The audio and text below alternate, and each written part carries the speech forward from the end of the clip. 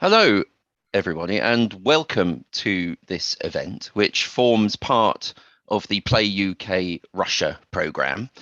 Before we get into today's content, I want to make you aware that today's session will be in English, but will be simultaneously translated into Russian. To select your language, please click on the interpretation button at the bottom right of the screen and choose your language channel. Дорогие друзья, здравствуйте. Если вам нужно, нужен перевод на русский язык, вы можете увидеть такой глобус на вашей панели, нажать и выбрать язык, на котором вы хотели бы слушать. Это можно слушать на английском и на русском.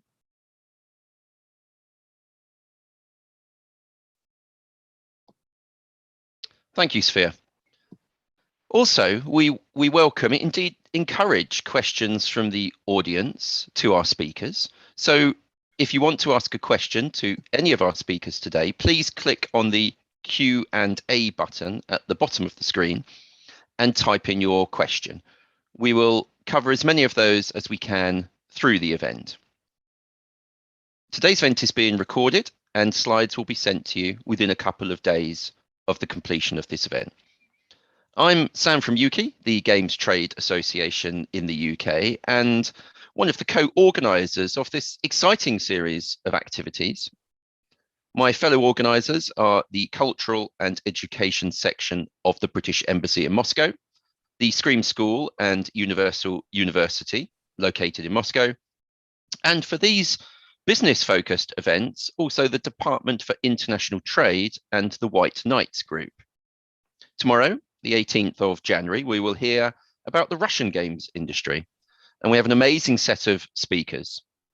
And on Thursday, the 20th, this week, you're welcome to join us for one-to-one meetings arranged via the Meet to Match system. To find out more information, go to the UKI website at ukie.org.uk, and I will put the information on the screen at the end of today. Now, on to today's event. I'm delighted to be joined by an excellent lineup of speakers who will take you through the nuances and key features of the UK games market. And I'm delighted to welcome our first speaker today, Anastasia from DIT Russia. Good morning, Anastasia.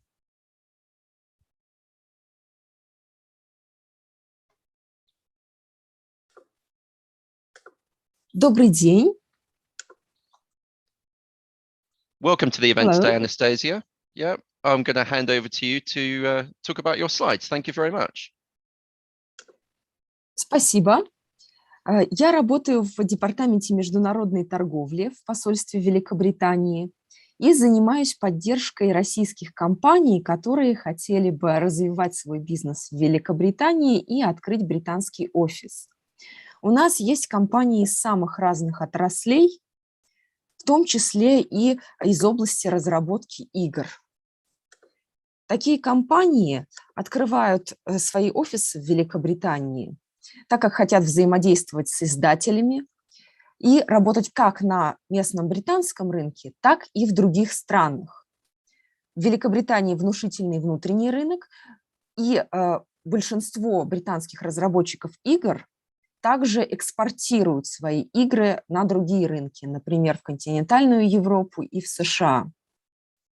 Также в Великобритании очень активно развита система венчурных инвестиций, и для компаний, которые открываются в Великобритании, существует большой потенциал роста, так как в Великобритании наибольшее количество компаний-единорогов, то есть компаний с оценкой более $1 миллиарда в Европе.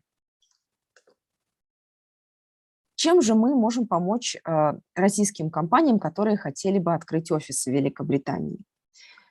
Вопросы зависят от интересов конкретной компании, но могут включать, например, информацию о деловых мероприятиях, программах поддержки для бизнеса, экосистеме в отрасли, например, торговых ассоциациях, таких как UKIE, сообществах, технопарках, акселераторах, кластерах в различных регионах Великобритании. Так как Великобритания – это не только Лондон, существует большое количество сообществ в области разработки игр также и в других регионах Великобритании. И существуют программы поддержки разработчиков игр, например, Creative Industries Tax Relief, который позволяет получить значительные налоговые вычеты. Мы также консультируем по процессу открытия офиса, регистрации компании, которая в Великобритании является достаточно простым процессом. Можно зарегистрировать компанию LTD онлайн на сайте Companies House за 24 часа и 12 фунтов. Рассказываем о том, как открыть банковский счет, какие существуют типы виз для ведения бизнеса в Великобритании. Если вы хотели бы направлять часть своей команды в краткосрочные деловые поездки в Великобританию, либо для более долгосрочной работы в Великобритании. Рассказываем о налогообложении и также можем познакомить с компаниями в области профессиональных услуг, которые занимаются, например, рекрутментом, исследованиями рынка, техническими моментами открытия офиса, и в зависимости от того, что интересно конкретной компании. Критерии участия в этой программе. Если вы планируете в ближайшие 3 года открыть офис в Великобритании, либо Великобритания – это один из возможных вариантов для вас, то есть вы рассматриваете несколько стран, но одна из тех стран, где вы хотели бы открыть международный офис, это Великобритания, и вы хотели бы нанять в Великобритании команду, открыть британское юрлицо и заниматься операционным бизнесом в Великобритании, то мы можем оказать бесплатную поддержку, назначить британского менеджера проекта, который может помогать с различными вопросами. Если вы хотели бы продавать свой продукт или услугу на британском рынке дистанционно, без создания присутствия в стране, это скорее область деятельности других организаций, таких как Российское торгпредство в Великобритании или Российский экспортный центр. Я буду рада рассказать о программе подробнее, обсудить ваши интересы, связанные с Великобританией, рассказать о британском рынке, возможностях для нетворкинга в различных регионах и других моментах. Пожалуйста, пишите по e-mail, который указан на этом слайде, и я буду рада ответить на ваши вопросы.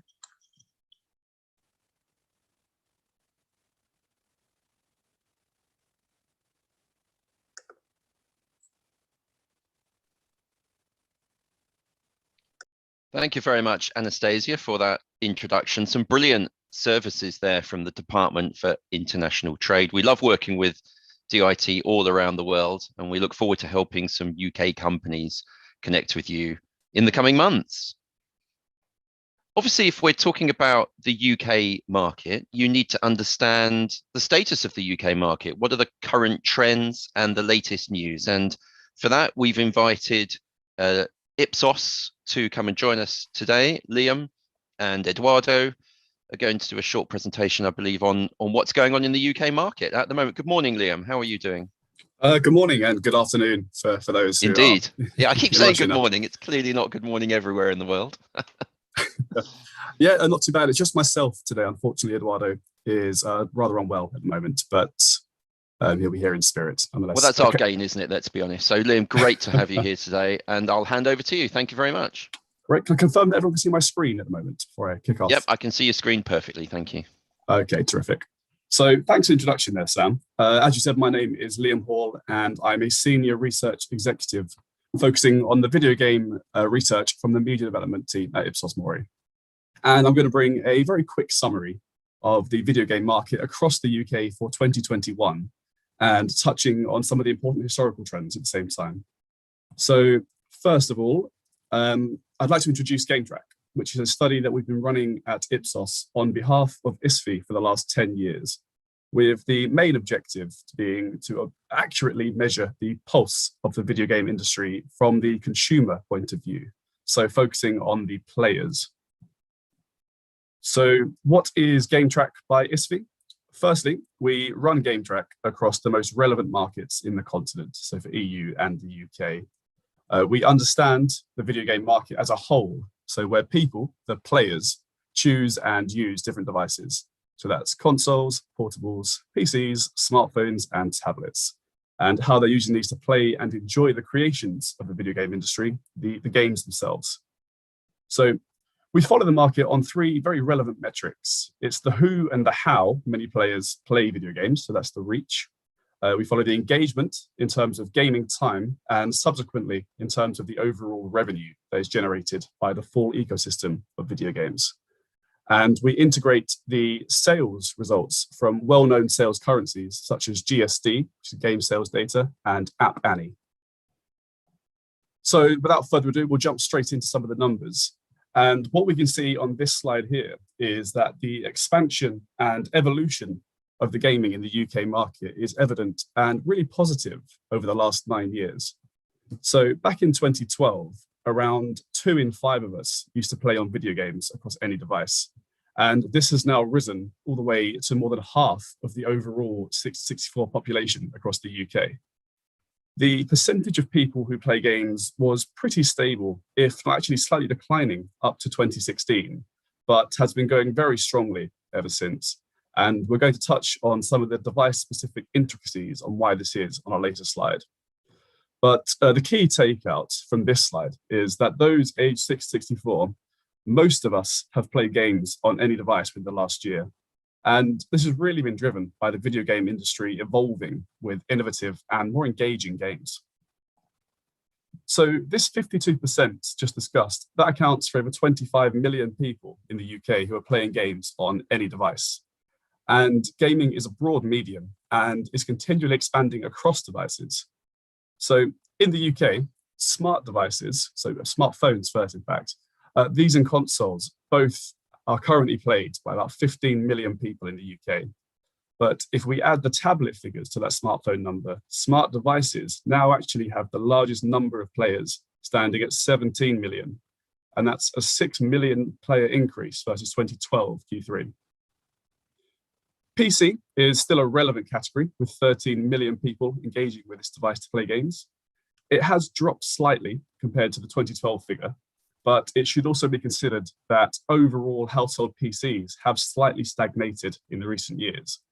We've seen that a lot of people who primarily use a laptop for media consumption, they now have access to cheaper offers, so smartphones, tablets, and even smart TVs that can provide that basic media consumption use case, typically at a lower cost. But nevertheless, PC is definitely still an essential pillar of the gaming ecosystem in the UK. It continues to offer the best possible specs, the most modern opportunities, and ultimately the best way to play certain genres, the likes of MMORPGs and MOBAs. So just to reiterate, PC gaming is still very much alive and thriving in the UK. One category that we can see in slightly more of a decline would be handhelds. So that's the likes of PS Vita, Nintendo 3DS, etc. But even these, nevertheless, do remain a very popular category among younger children. And 4 million players still isn't necessarily a small figure. But overall, from a device perspective, variety is definitely the spice of life for UK gamers. So we typically play on 3.4 devices on average, which is the highest across all of the European Game Track countries that we measure. And also, UK gamers are the most engaged when it comes to playtime, typically playing over 11 hours a week across all of the devices. So if we look into some of the reach by device figures, you can see that play on console and smart devices, so that's the pink and the dark blue lines, these have continued to develop the most. So looking first at smart devices, the pink line, reach was broadly stable until around 2017. And that's where we began to see it increase a bit more sharply. Now, this growth has been supported by a couple of things. So it's the increased accessibility of smart devices. So the price tags have come down, they've become more accessible to the consumers. We've also seen increased mobile connectivity, so strength of its connections, which facilitates a lot more on-the-go gaming, the likes of Pokemon Go, etc. And finally, we're also seeing the development of more and more innovative games that cater to the broad and varied demographic of these smart device players. And that's something we're going to touch on in a couple of slides down the line. If we turn to the console figures, so the number of console players being the dark blue line, we've seen these also steadily increase, but actually being surpassed by smart devices, both in 17 Q4 and most recently in 21 Q3. PC players, as touched upon in the previous slide, have remained largely stable, and these have been supported by these use cases that I mentioned. And it's safe to say they are still the #1 device for the hardcore gamer. If we turn finally towards the kids' devices, so that red line down the bottom, these are educational devices like things like Leapfrog. And while they are educational, they are certainly more niche than mainstream. So we're not seeing any widespread adoption of these at this point, or expecting to see that in the future. So who are the players who are playing? It's not just about the number of video game players. It's important to understand the makeup of this growing audience. So the demographic profile of the player is broad and almost balanced in terms of gender. We see about 54% male and 46% female. But what we are seeing is that we're seeing slightly more women taking up video gaming, and that was particularly true in 2020. Female players enjoy a range of devices, but it's safe to say the main driver for them certainly remains to be smart devices. And that's the one device group in which they make up more than 50% of the mix in the UK. If we look towards age, it's also quite a very diverse audience. So we are all aware that video games have been popular with the younger audiences for eons, and they've almost reached saturation levels with around 4 in 5 playing video games.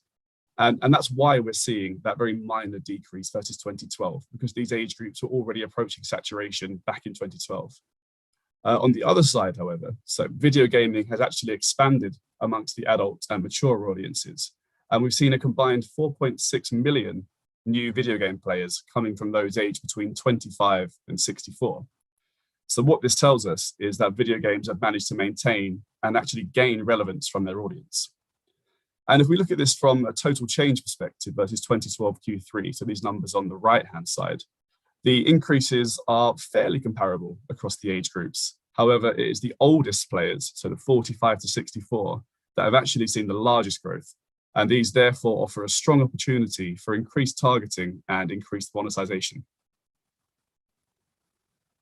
But it's also not just about the number of people who play the games, it's about how engaged these players are. So this slide here, we're looking at the average time increases that we've seen in playtime, starting at 10.9 hours a week in 12Q4, and it's very steadily increasing up to 12.2 in 20Q4 and 11.8 in Q3.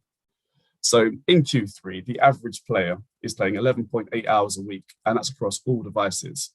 And as mentioned in an earlier slide, this is quite comfortably the highest across all of the game track markets that we measure in Europe. And this was particularly the case during 2020, which should be no surprise to the audience here today, when we saw the impact of the lockdown really kind of causing the game time to soar. And that's what we can touch on slightly more here. So if you see the dark gray dotted line, so the one with 13.6 at the top, we can see that there was quite a massive increase in playtime during the peaks of the lockdowns during Q2. And that's when it was kind of a new phenomenon, and also a much more enforced phenomenon, these lockdowns. So a lot of the time and a lot of the money that would have been spent going out, traveling, going to restaurants, going to bars, fulfilling any kind of standard hobby, that was able to be dedicated towards the big two things you can do from home, which is consume media and play games. Now, we have seen a slight return back to the 2019 levels, which is the light gray bar at the bottom. But nevertheless, we are seeing a slightly increased maintain of this play time. So in the long run, we do expect there to be a shift back to the previous habits.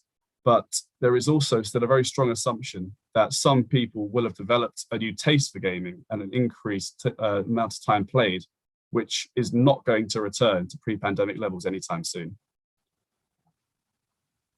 So on this slide here, we're going to touch on some of the full year 2020 stats, as naturally we don't quite have the final data for 21. But what this will do is contextualize the revenue figures that we do have for Q1 to Q3 in 21 on the following slides. So in Q4 2020, there were an estimated 25 million players of video games in the UK.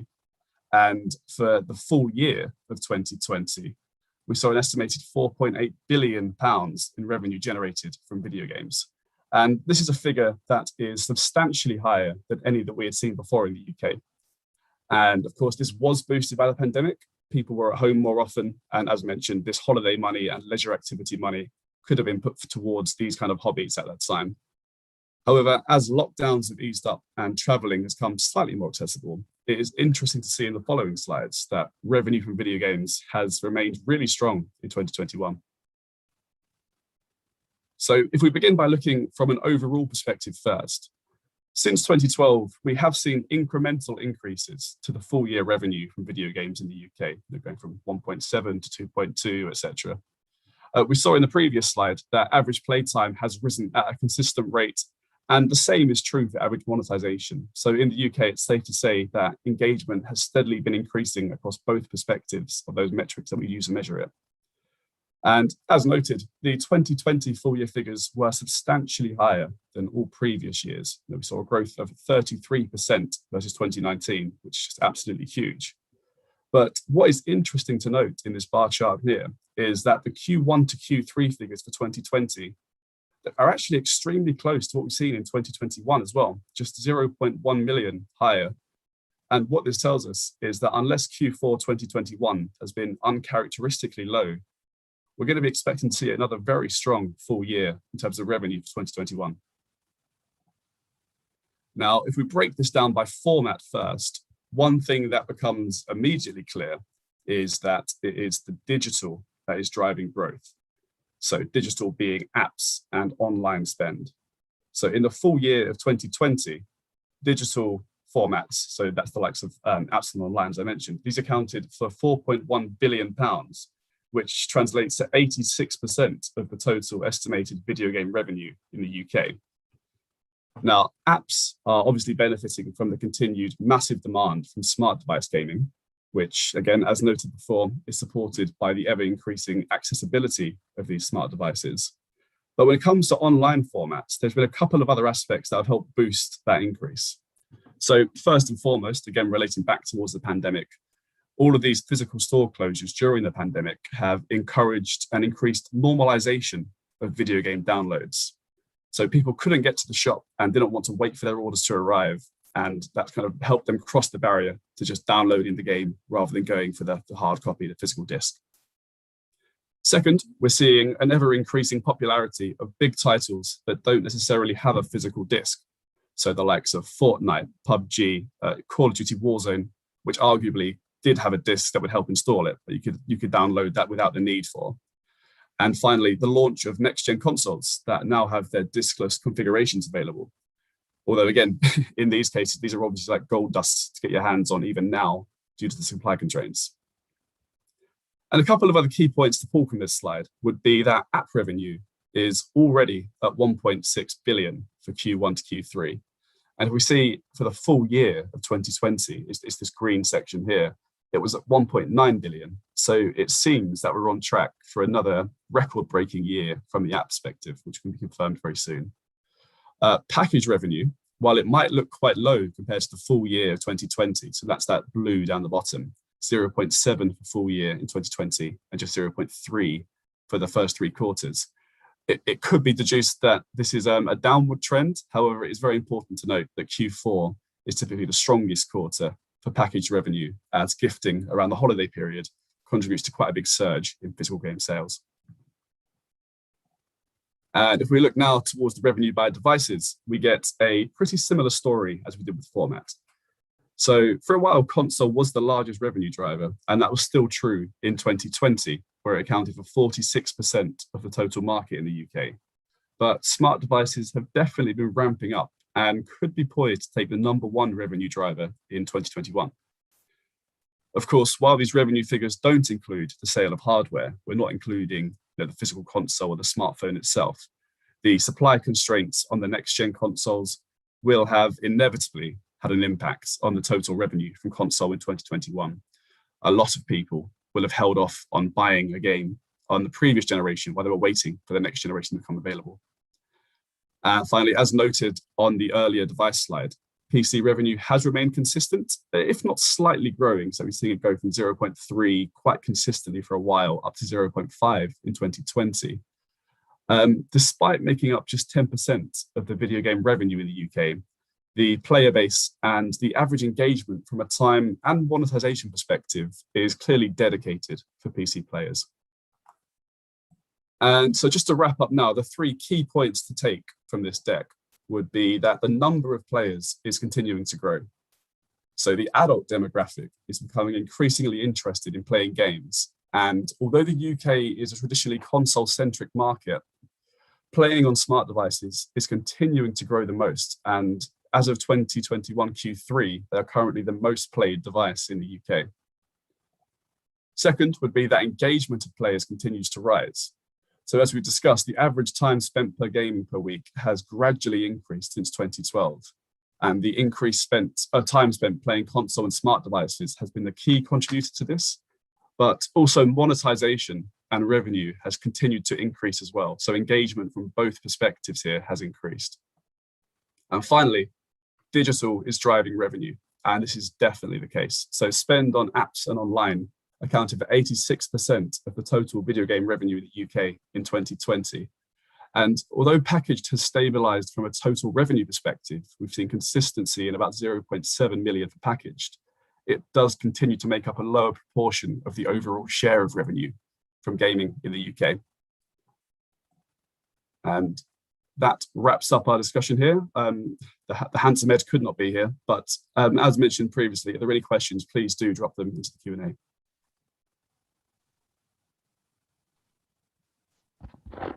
Liam, thank you very much for that, and good to see Eduardo's face at the end. So he's made his mark here, even though he's not with us today. Liam, I have a couple of questions for you, if that's okay.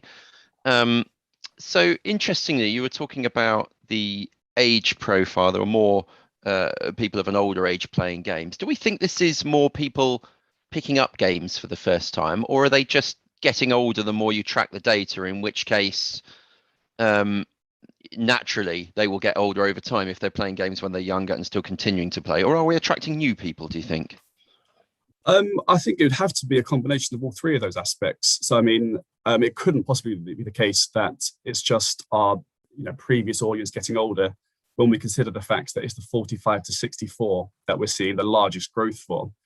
As we've discussed, when we look at the older age groups, we are seeing slightly stronger adoption of smart device gaming.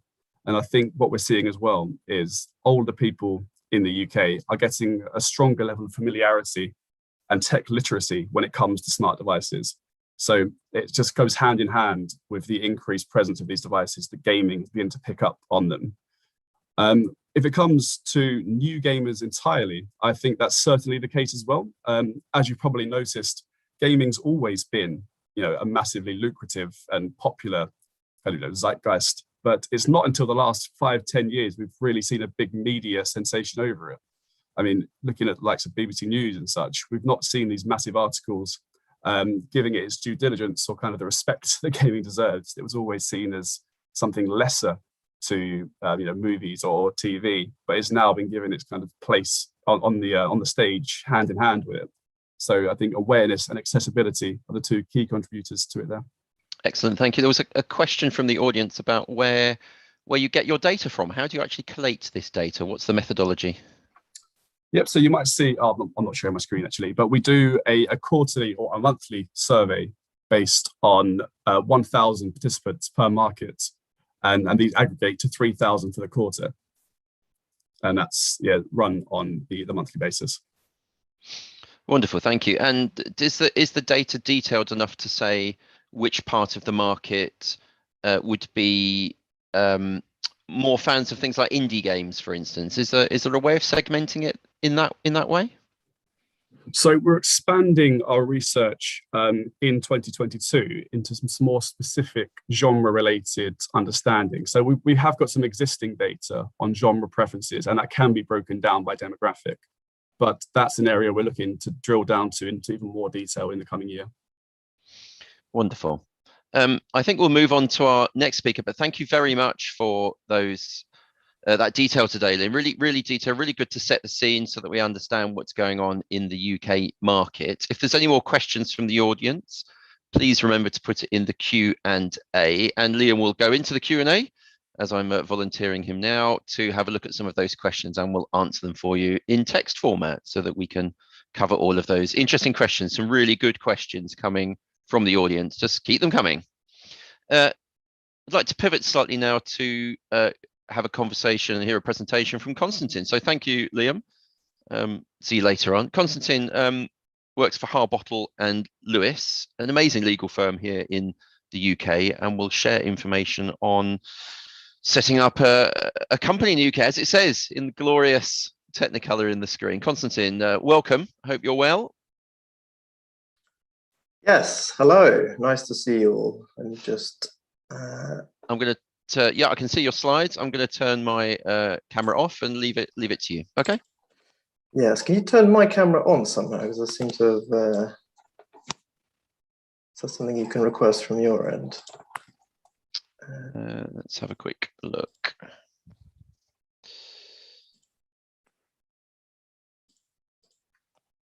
I've got you as side by side. That's interesting. Let's have a quick look at that.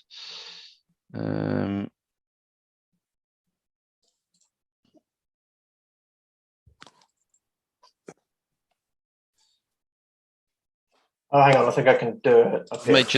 Yeah, here we go. I've changed your profile, so you should be able to do that now. And you're side by side. Okay. Wonderful. Over to you. Thank you. Thank you very much. Good morning, good afternoon, everybody. My name is Konstantin Lobov. I'm a partner and co-head of the Interactive Entertainment Group at Harbottle & Lewis. As Sam said, we're a law firm based in London, and we have a long history of working with the games industry, everybody from indie studios to AAA publishers and everybody in between. I am a native Russian speaker, but I'll be speaking in English today, and I'll leave it to our excellent translators to translate in the separate Russian channel. I'm going to give a very quick overview of setting up a company in the UK. We're going to look at exactly how you go about doing that and some considerations to take into account before, during, and after incorporation.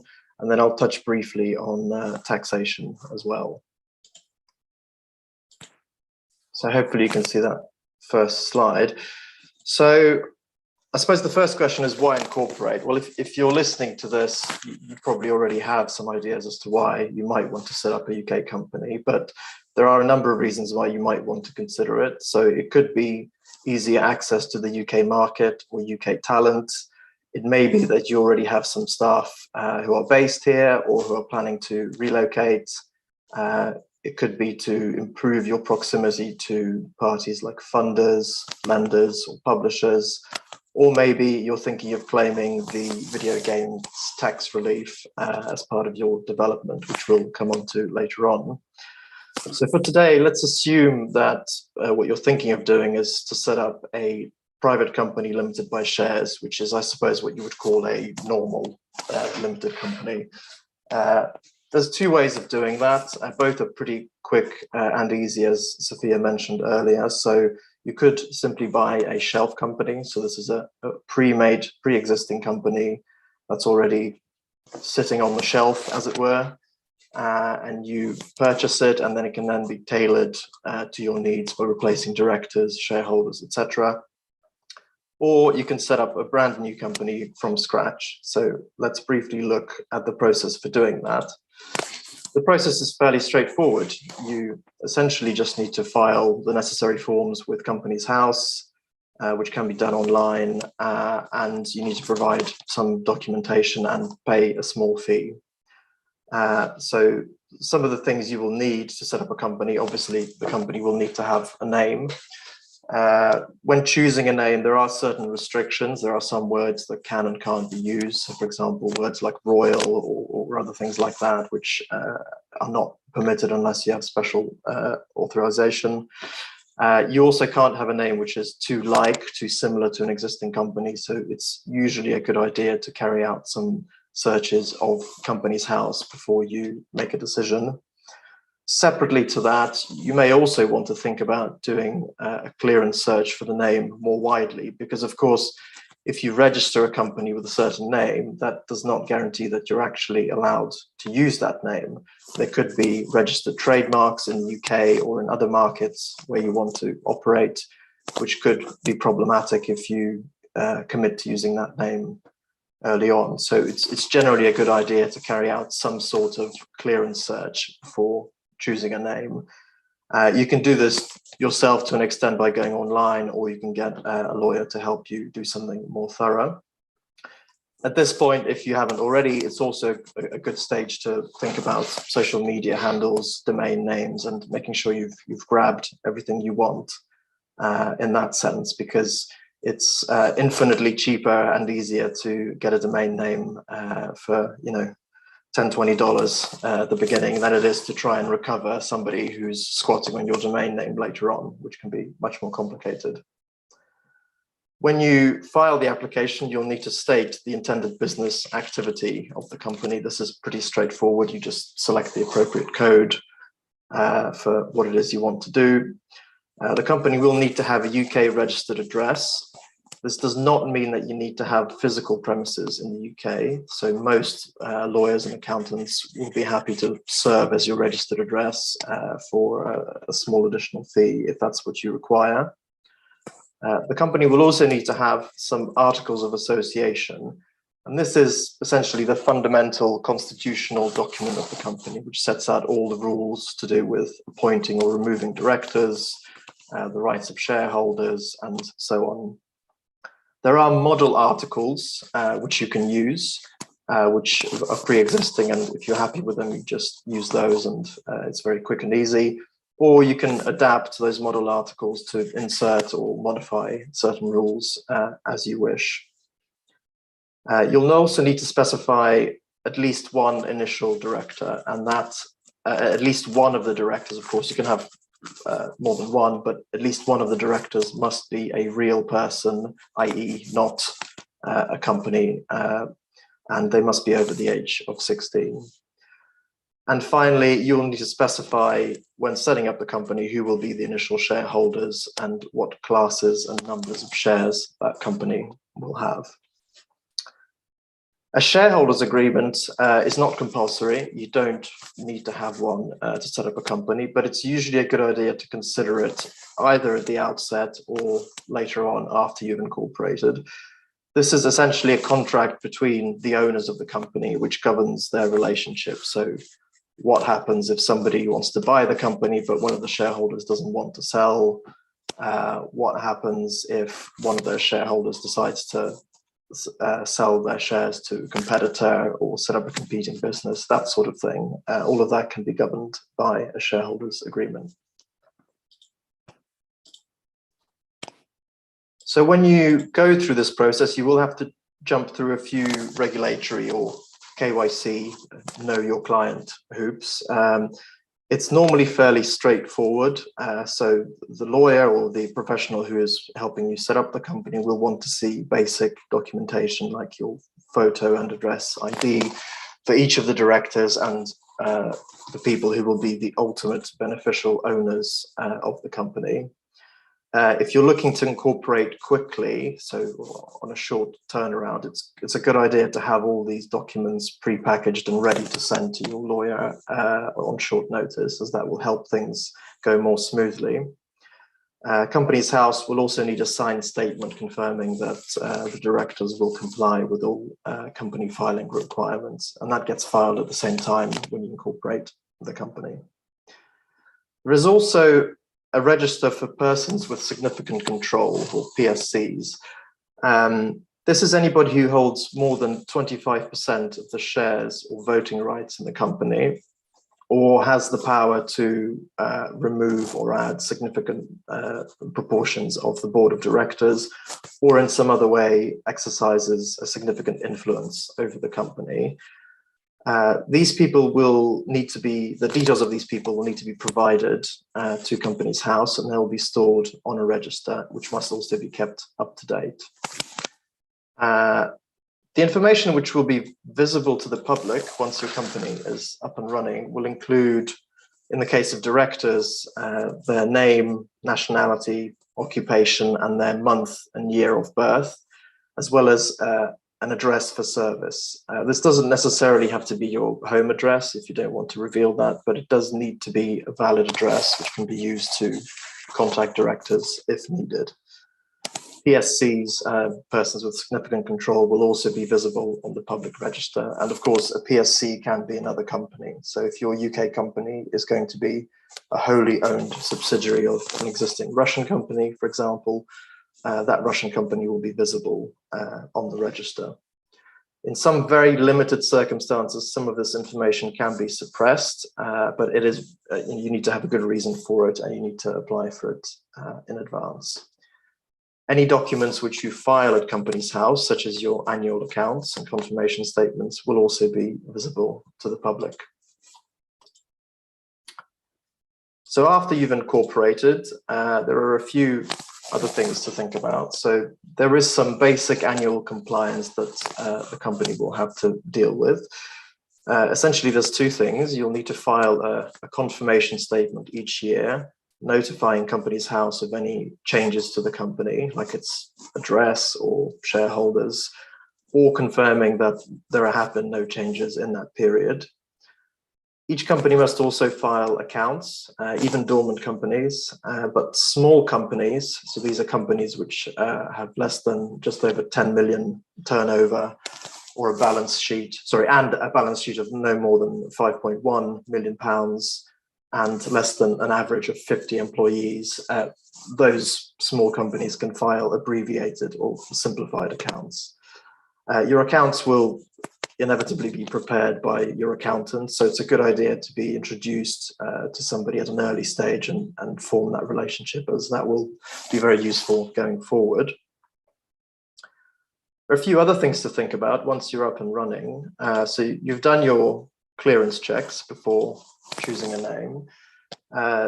After incorporation might be a good time to think about registering your own trademarks in the UK, Europe, and possibly further afield. This is something that a lawyer can help you with. If you plan to have employees in the UK, you will need to have certain documents and policies set up. This will include things like discipline policy, health and safety policy, equality and diversity, and so on. Again, this is quite easy to deal with. You can normally get it set up as a package of documents in one go, and provided they're compliant, you don't really need to look at them again. If you're planning to engage contractors or pitch to businesses in the UK, it may be a good idea to have a very basic set of standard template documents that you can use. So, for example, a standard contractor agreement or an NDA. Similarly, if you plan to sell B2B, so business to business, or directly to consumers in the UK, you will need to have some standard terms and conditions of business which are compliant with English law. And also, if you plan to collect data, even if it's just something basic like having cookies on your website, you will need to have a privacy policy as well. Again, these are all fairly standard documents that can be easy to put in place, but you'll be amazed at the number of people I speak to, early stage indie studios, who bypass a lot of this stuff and simply download something they found on Google, or copy and paste the T's and C's of Disney or somebody else. So it's infinitely better to have something that's been prepared for you. If your company is not going to be completely standalone in terms of IP rights, so if it needs to use, for example, existing code or existing creative materials created by another company, perhaps a parent company in Russia, then that company, your UK company, will need to have either an assignment or a license of those rights to enable it to do that. This is to make sure that the chain of IP rights is complete and unbroken. And this is something that publishers and potential investors will look at.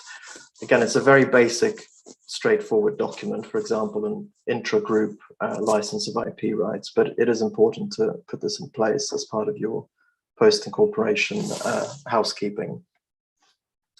You may want to think about other optional things, such as setting up an employee share option scheme.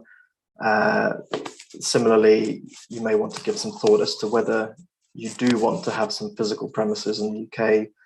Will that mean buying some premises or leasing, more likely, or perhaps you're going to use a co-working space? Some of that will also involve some contractual documentation, so worth thinking about that early on.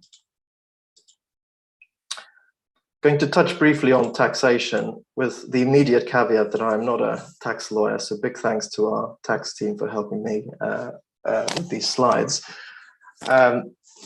I mean, there's obviously a number of taxes, the most obvious one being UK corporation tax, which is a tax on income and gains made by companies and currently stands at 19%. The UK has a self-assessment regime, so that means you will each year file a tax return and it must be filed within 12 months of the end of your financial year, in which you will declare your income and any capital gains that you have made. Again, this is most likely something that would be done by your accountant, so I wouldn't worry too much about that. If you plan to have directors and employees who will receive a salary, then the company must operate a pay-as-you-earn, PAYE scheme. This is the mechanism used for collecting income tax and national insurance contributions, the equivalent of social security, if you like, for salaries which are paid to employees and directors. So you will need to have a payroll system which will manage this, and you'll need to submit periodic returns. If the UK company is going to be supplying goods and services, and if the supply of those goods and services will exceed £85,000 in any 12-month period, then you will need to register for VAT and submit quarterly returns. The standard rate of VAT, as you probably know, is 20%. A business which is registered for VAT can typically recover any VAT which is charged to it. So this is known as input tax on any goods and services which it pays for. So you effectively get VAT back on anything that you buy for the purpose of running your company. And just to end, I suppose, sort of the real bombshell and the real thing to talk about when we're talking about considering setting up in the UK is, in my opinion, the video game tax relief, which I think has been a huge success, and I think it's really worth drawing some attention to it. So there are a number of tax incentives available in the UK. The VGTR is by far the most relevant and important one here. I won't cover all of the details in full, but the key point to bear in mind is that this is an incentive for video game studios, which allows them to claim a cash payment from the government based on the amount of money which you spend on developing a video game. And I suppose the other thing to bear in mind is it's actually quite easy to claim. And there's, in my view, a surprising number of studios who probably could claim this, but for some reason choose not to, perhaps because they think it's more complicated than it actually is. So according to last year's figures, £624 million have been paid out under this scheme since 2014, and this includes £180 million in the last year. So it has been a success, I would say.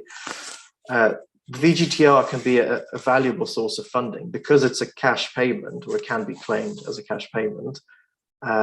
In the early stages, it can be invaluable for cash flow purposes.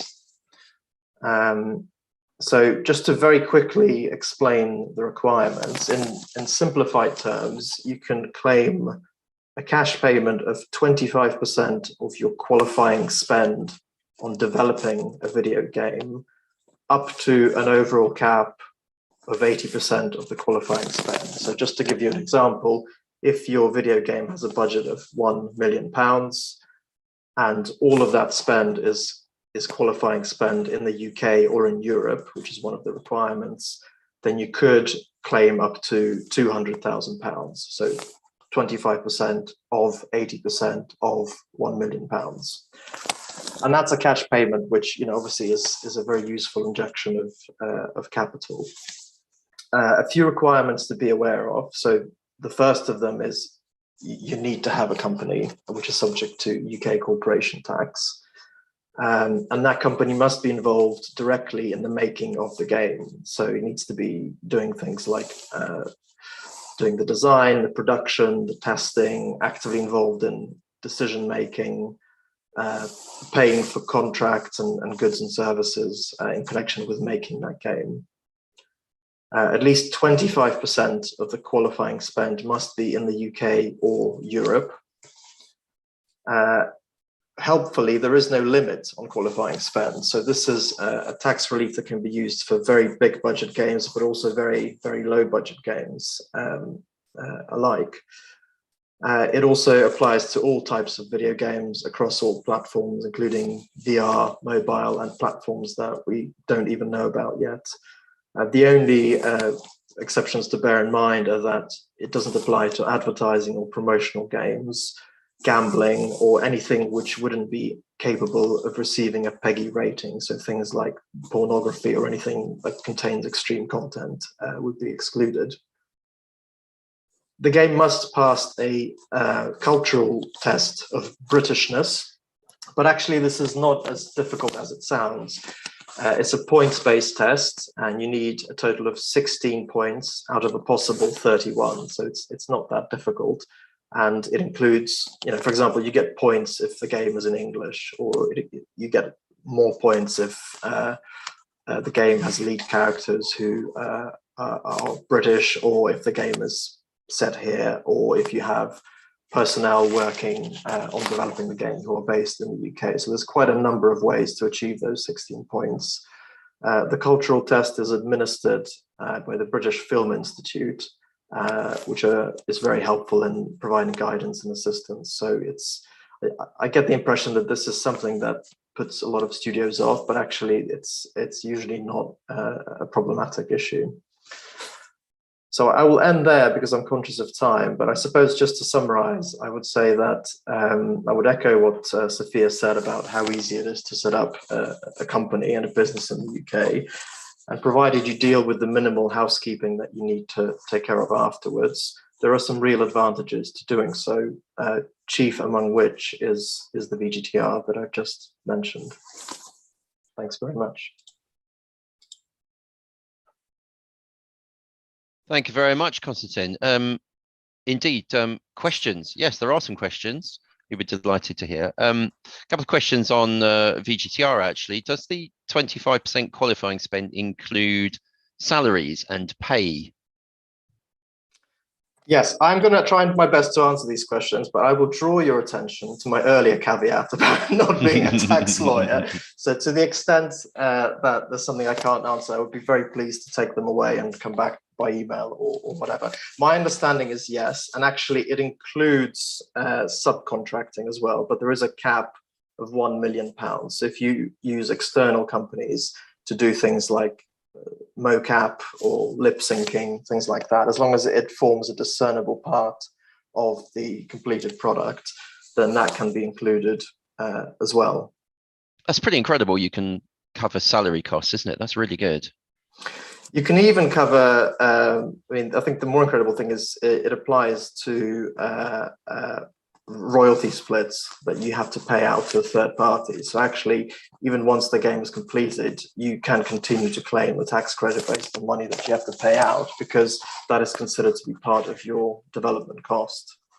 You mentioned it is essentially free money. So well, I was about to say it sounds too good to be true. And you've mentioned before that some companies still didn't take advantage of this.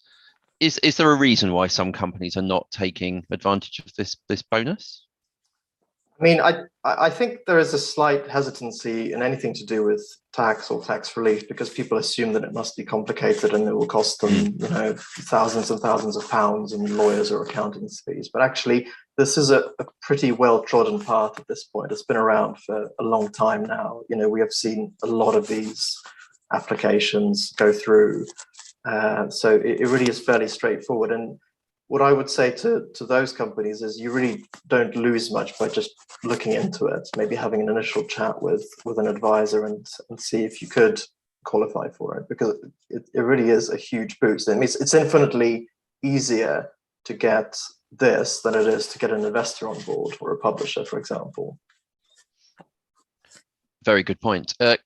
Konstantin's details are on the screen if anyone wants to email him with further questions for him to go away, give him some homework to do. because then there's a couple of questions in the QA as well, certainly one in there for you to have a look at if that's okay. But thank you for your time today and your presentation. Excellent stuff. Next up, we have Emily Britt from Renaissance, who looks after lots of games businesses here in the UK, doing PR and raising their profile and giving them more exposure. So Emily, you're up next. Can you put my camera on? It won't let me. It won't let you. Let's have a quick look at that. Okay. There we go. Well, I can see your slides. And can you see just the presentations? Let me start with now. I can see the starts with a disclaimer. It's lovely. Yeah, boring. Now we've got there's your camera. You're all on. Right. Thank you. I'm gonna go skip straight past the disclaimer. And okay, yeah, that all looks good. You ready to go? Yes. All right, over to you, and thank you very much. Nice to see you again. Hello. Hi. So so I'm here to talk about promoting your company or your title or your service in the UK and how to do that. And I'm speaking in my capacity as working with Renaissance, which is a small boutique PR agency that was founded by Stefano Petrullo in 2015. And this is what we look like. So I'm obviously the one on the right, and I head up the corporate comms and CSR team.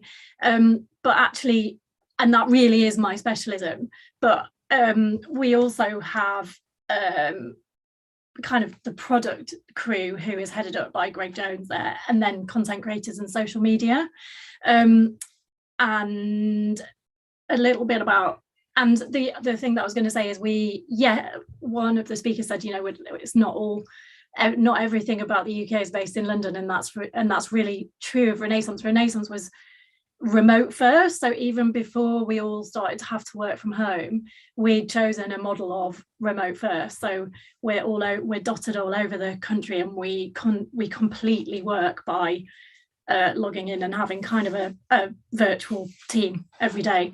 And so that's made adapting to the pandemic last year and the year before much more kind of streamlined for us. Who I am. So I head up the corporate and CSR team. I'm clocking up 25 years in comms now. Started at Konami. No, actually, started at GT Interactive as a tester when I was at university. Then in-house at some big companies, and I finished, kind of worked on Tomb Raider. I've worked at 2K. And then finished at Pokemon in-house, and then had a career break to have some kids, and now I'm back working with Stefano, and like I said, specialise in corporate communications. So these are Renaissance's values, so be accessible, transparent and factual, but really this is good advice for any decent communications. So and I'll come back to this kind of theme again as I talk, but in a sea of information, it's always the simplest and clearest messages that are the ones that cut through. My favourite phrase, if I'm ever talking to anyone more junior, is simple is good. So like, if it's getting overcomplicated, people won't engage with it. So always go, is it simple? Is it accessible? Is it simple? Is it transparent? Is it simple? Is it true? And I think the other thing to say there about being accessible is obviously the journalists are going to engage, and the content creators are going to go to the people who reliably answer their emails and pick up their phone. So accessible can mean more than one thing. It's like, are you communicating clearly? Are your key messages coming across, but also are you a friendly face that people want to talk to? And that just permeates through the whole of how you do good comms. So just wanted to say that the reason kind of Sam commended me today is that we've been working with My Games, who you've probably all heard of, throughout 2021 with the objective of creating a consistent message for the company in the UK and also internationally, I hasten to add. So for My Games, we actually do all outside Russia and Asia PR. So we actually also do all of Europe and the US for them. And their objectives were to build a media presence for their whole ecosystem, which I'm sure you guys are kind of familiar with because they're a big name in Russia. And also to establish a voice for their talent in Western media. So just to go back to the original premise of the whole presentation, how to best create the conditions for your project to reach audiences in the UK, because obviously this is a UK event, so I'm going to dwell on the UK market today. So why, again, I've alluded to this in one of the previous slides, but why do you need good comms? So there is so much noise out there. So this headline here from GI.biz with 1,000 releases in 6 weeks, that was actually grabbed in 2017. So that was before the pandemic. There's even more noise now. The amount of games releasing on Steam is kind of mind-boggling. So it's kind of, so if it's a game launch we're talking about, it's how do you stand out from that? And again, it's what is your message? And where an agency can help is you might have quite a clear idea of that, but it's always good to get an experienced kind of pair of eyes on this stuff to see if it makes sense and if it's clear. And then the other kind of ideas there is the middle one is like the white noise, not only of how many games are coming out, but also how you filter out your most important key messages. If it's not a game, it's kind of like, who is the studio? Or if it's not a studio, it's what is my service? Like, why do I stand out? Why is my USP? And so getting a clear idea of that straight with the help of an agency can always help you to cut through the noise. And then the final point that I think is specific to working internationally is that kind of sense of lost in translation, which and I just chose that because I kind of Googled words that can't translate, and there are loads. So, and the other lost in translation element that you'll get is like is cultural sensitivities. So I picked up some examples from kind of my career. So what often happens is the UK, a specific example for the UK is the UK media can be seen as quite snarky and like cynical and nasty. And that can really, I've had conversations with US product managers and PR people where they've been really upset by something that's been written by a UK journalist to the point where they want to cut them off the mailing list. And it's kind of like, I'm afraid that is just sometimes how our press is. And then other examples from other territories. If you pitch a story into a Japanese media, say Famitsu, you're allowed to get that piece approved before it goes to press. And you just wouldn't do that in the Western media. So, you know, sometimes you need to be able to explain that in very clear, respectful and humble ways that, you know, no, I can't ask PC Gamer if I can see the proof before it goes to print, because we just don't do that in the UK. And other examples are, you know, Italy, Spain, France pretty much shut down for August, so don't try to put anything out. And then one that came up with My Games just before Christmas, our Christmas holiday and the Russia Christmas holiday is quite different, and so we had kind of a 6-week hiatus in what we were trying to do, because we if you haven't pitched your kind of December stories to especially the UK by the second to last week of November, you're not going to get anything away until January. And of course you guys are all working right up until your shutdown, which really starts at New Year. So that was quite interesting, just recent example of how having local knowledge can really help you to do the best that you can in a market. So, and then this, I thought we've done loads of kind of broadcasting to you guys, and this was, I put some questions out there that you can think about. It's kind of what, when you're thinking about your comms campaign, what do you need? So PR is just one, PR and communications is like one pillar of it. You've also got product management and putting the game into a box, or you've also got, do you want a whole marketing plan, or do you just want the earned media PR campaign? And then additionally, do you want influencer plan, like do you want an influencer and content creation plan?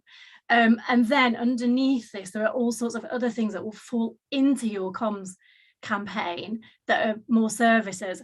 And it's kind of, and again, an agency in the territory can really help you shape what you need. So, and the other kind of thought to give you all is what's the audience that you are looking for, with the end result being measurable. So I've just asked some questions here. So are you promoting a product, or are you promoting a company or a service?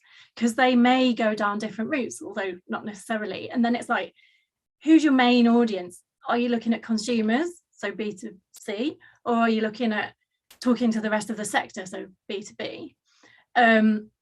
And then you've got all your ways of getting to your audience. So if you've gone down a B2C route, B2B and B2C should be the other way up, sorry about that. You're going to look at press, content creators, and possibly event. Well, even in this post pandemic world, you've still got events. There's loads of digital events, and there's loads of noise around digital events, and it's like how to pick the good ones.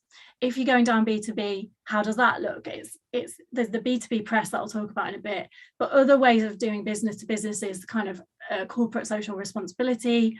That can include working with local charities, for example, or doing events like this. And then there's also loads of speaking opportunities and advocacy for your company or service, but also the sector.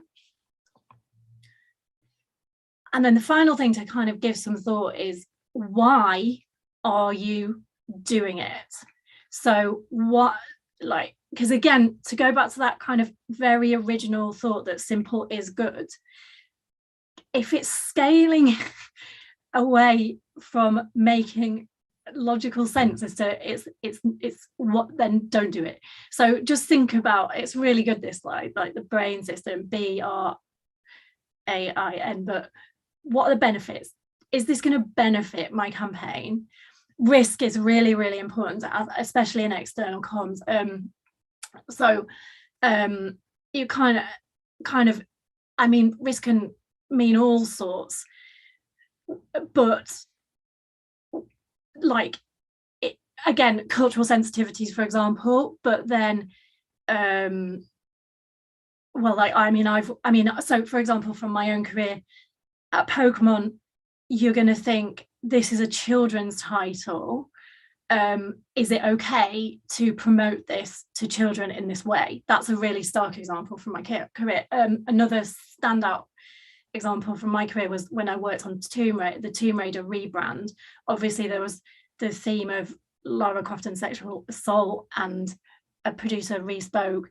But then there's also basic, like smaller risks, like will this, if the CEO says this to a B2B journalist, but we haven't squared that with the employees, are we going to upset everyone? So it's kind of like that risk is really key in communications. Alternatives, have we looked at other alternatives? So an example we've just had with a client recently was, we just proposed a digital event at a certain price because we knew what the price was going to be. And they were like, but we want to see other prices from other alternatives. And we were like, we were kind of thinking, there's no point, because all of the alternatives are out of budget.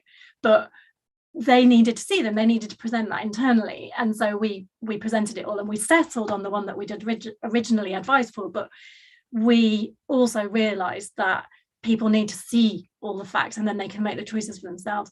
Intuition's really key with comms as well, that kind of, will it fly?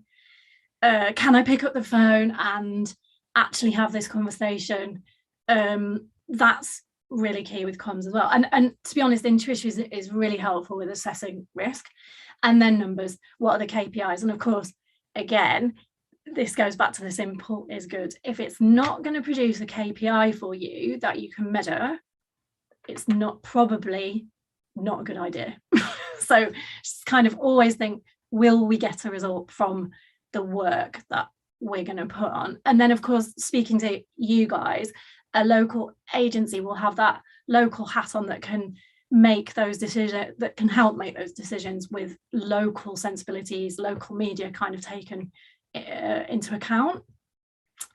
So these next things are just, the next few slides are kind of a list of what our media looks like. So I won't dwell on it too much, because I just thought if I list out all the media for you guys, it's like receiving a list of media, it's a bit boring. But I did think it would be quite useful just to kind of show you how it breaks down.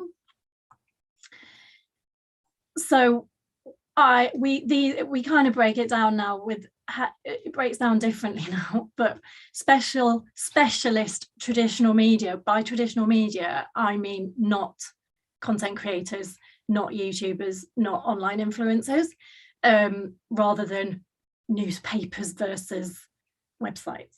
I mean, because that's really old thinking now.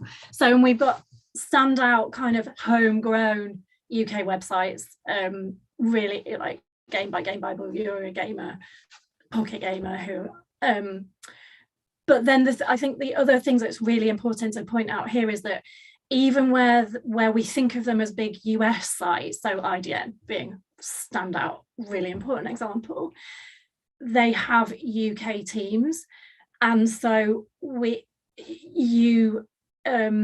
helps to have it's always going to help to have local relationships to get even to those big US sites. IGN, obviously, if I pick that out as an example, can be really key to the success of product launches.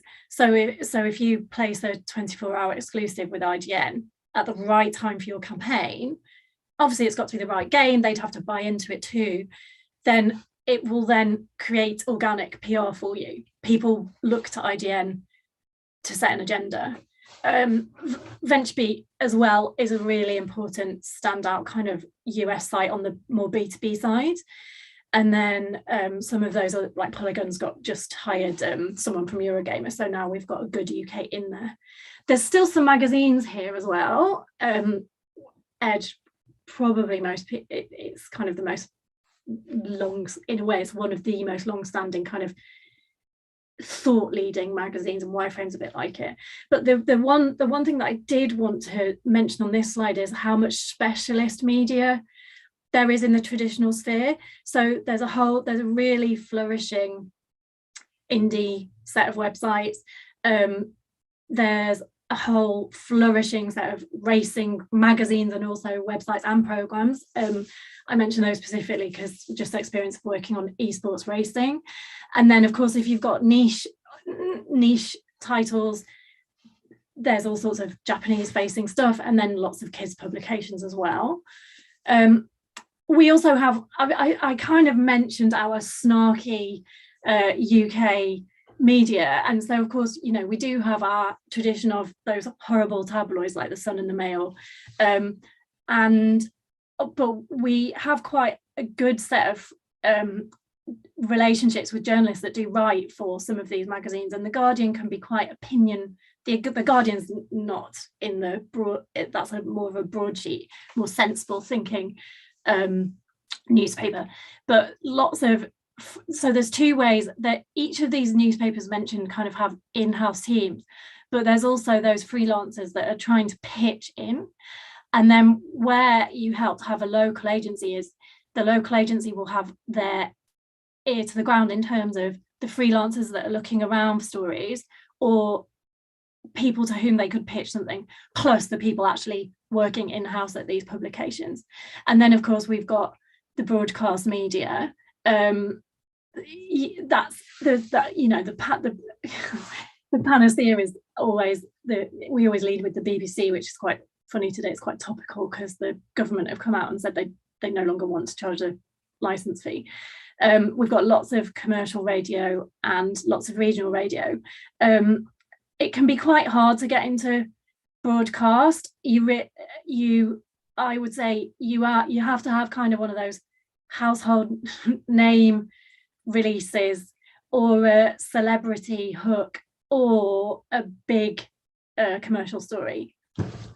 And then moving on to the more B2B side, which is where I really specialize in terms of where you really want to be B2B wise in the UK. Like the B2B is kind of the UK punches in terms of its B2B presence, because we've got GI.biz and MCV and the Steel Media Network and a game developer, which was Gamasutra, which is US, but there's some good UK journalists working for that website. And then there's loads of events here. Of course, so we've got Develop Brighton is the kind of probably, I need to be careful what I say because I don't want to like favour one over the other, but Develop Brighton is kind of a really good B2B dev event. And then there's lots of other things. And also at some of the consumer events like EGX listed there's still a lot of B2B activity goes on, either networking or UK events, which Sam could talk about. And then obviously with advocacy, you're moving more into getting involved with some of the trade bodies or BAFTA. And the first speaker, Anastasio, spoke about the regional hubs, and I think that is really key. Like, it's not all about London. There are some really thriving hubs like all over the country and Scotland as well. Like in the northeast, the northwest, there's Bristol, and London and the Midlands. So there's just dev hubs all over the place with really active communities, and having some local knowledge can help you kind of tap into how they work and who to contact. My own region, I can't believe I left it out. My own home region is Yorkshire, which is a big region in the north, and the hub there is really active. And it has events in some of the local museums, and it has loads of meetups and loads of talent coming together to talk to each other, and just being able to tap into that, especially if you're a studio, could be really good for you. And then in terms of corporate social responsibility, the other kind of really a really key thing in the UK, and it's a UK thing, it's a UK characteristic, is charity. We have a tradition of charity, and so various people in our sector have striven over the past kind of 15 years to set up certain charities, which then the companies work with to help fundraise or get involved with, and that can really help in terms of, obviously you're going to help the charity, but it also kind of gets your brand associated with the charity. The other thing with corporate social responsibility, also advocacy, is there's loads of universities with running courses on everything to do with making and selling games now. So there's guest lecture slots or just getting involved with the course, looking at exchange schemes. And then there's all sorts of incubator schemes as well in terms of helping small or burgeoning developers develop. And just moving on to some considerations. I mean, we've covered quite a lot of this now, but I mean, B2B, it's kind of like the top tips are, is your store, like, and again, this goes back to asking yourself questions that you'll then work through with your agency, but what is the key news standout of the story? Like, what is the story and does it stand out? And again, that goes right back to the original theme of keep it simple. The other thing is that to get through the door with the B2B is they really do need a news angle, and they need to, and obviously one way to stand out is, are you doing it differently? So obviously that kind of tendency to go, oh, that company did that, so we can do it too. You've got to be really careful with that, because it's kind of like, you do also need to be newsworthy and stand out. The other really good way of getting into B2B is to actually have compelling spokespeople. Don't just keep blasting out press releases. Like, actually offer up spokespeople that can kind of bring the story to life. And again, it helps if that is a standout thing.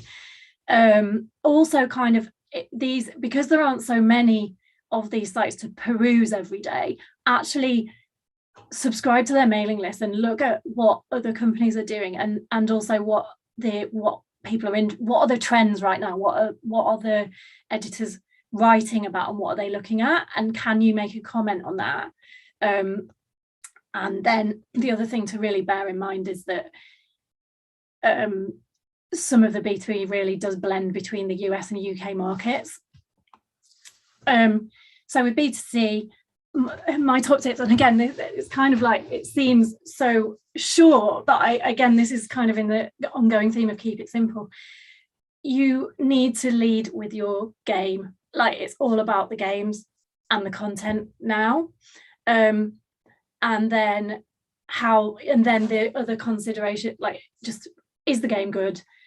Why will the journalists write about this game? Do they want to play it? And then all the rest of it will follow, sign kind of the platform, how it's monetized.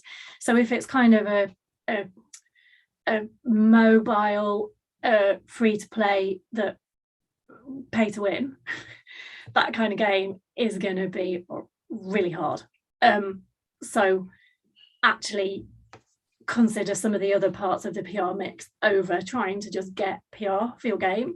Whereas if it's kind of a really decent indie title, it'll, much easier.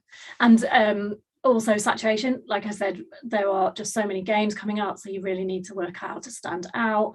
And again, key times of year, if you've got like a gorgeous indie title and you really want it to stand out, maybe don't put it in the key holiday period, so. And again, that's not just something a PR agency would advise on, that's much more the publishing mix, but certainly PR could feed into it. So just to conclude, when you've kind of considered all of those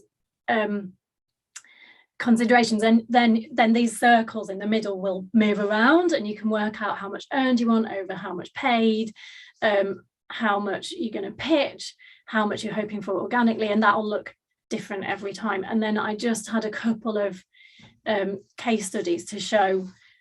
This is a corporate campaign. So this was for a studio that was opening in London, and its objective was to establish itself in the UK and ultimately recruitment.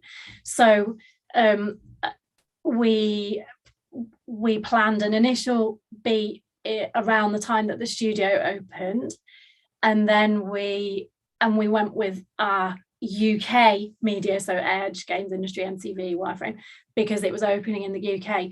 And then as we were able to, we tried for VentureBeat, because that's the US, so it's going to be harder to get. And then we started to make connections for the studio between all these kind of the UK, the BAFTAs, where we're trying to feed them in to get advocacy. So they're not going to get coverage out of that. That's not to get PR coverage, that's to get their name out. And then as they've become established, and because recruitment is one of their key objectives, you then look at lots of places where either they can recruit or they can get their name out. So depending on the level of recruitment, like they can look at graduates coming from a university, or they can look at people attending various shows.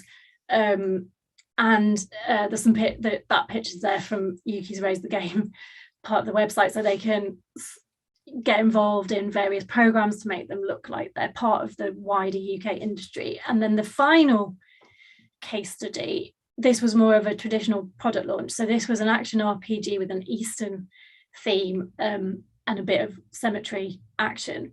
So this is a more traditional box traditional game as well. So it kind of wasn't an indie or a mobile. It wasn't a mobile game. So this is more game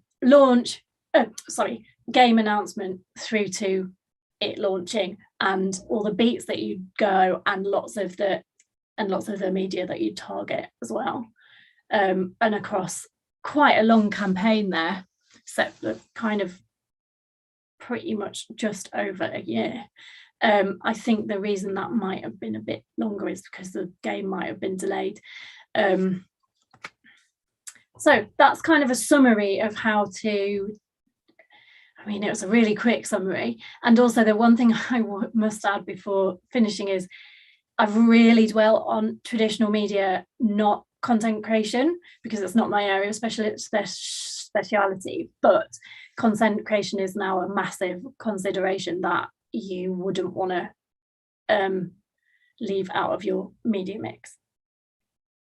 Any questions? Just coming back to me, thank you very much, Emily. That was brilliant. Particularly like the brain system and the message about simple is good. Some really good, clear messaging there for companies. Are you seeing an increase in companies who are not necessarily looking for promoting games? They want to promote their company a little bit more. Is that a trend that you're seeing, or why do you think that's happening if that is the case? It is for us. So for Renaissance, people keep coming to us to promote their studio, not their service. It's generally their studio. So like, well, where various devs. Well, I don't know. I think I think the kind of trend of consolidation means that people are trying to stand out a bit more. I think some studios are starting to think we can't survive if we're not bought, so we need to make a name up for ourselves, or we've just been bought, so now we've got to kind of make it work.